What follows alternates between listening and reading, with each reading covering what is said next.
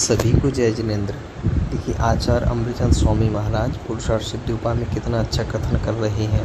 कहते हैं कि अगर कोई ये सोचे कि जितना ये संपूर्ण सृष्टि है ये तो देवताओं के द्वारा ही बनाई गई है, तो फिर उनको यह समर्पित करने में अथवा पशु बलि आदि देने में क्या समस्या है।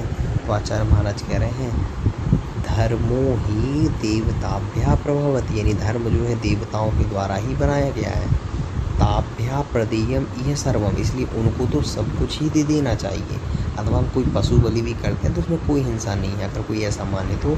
इति, इस प्रकार दुर्विवेक कलिताम दशनाम, इस प्रकार से दुर्विवेक रूप यानी जो गलत जो दशनाम बुद्धि है, ना प्राप्त देहिनो हिंसा, ऐसा उसको प्राप्त होके देहिनो हिंसा, ना प्राप्त देहियों की हिंसा नहीं करनी चाहिए।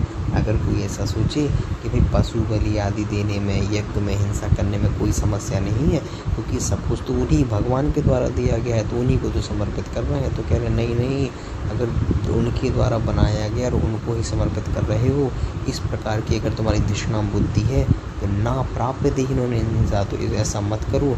और देहिनो यानी जो जीव हैं उनकी हिंसा मत करो, ऐसा विचार करके। तो क्यों नहीं करो, तो कह रहे हैं देवताओं के लिए भी किसी कारण से प्राणीघात ना करना चाहिए।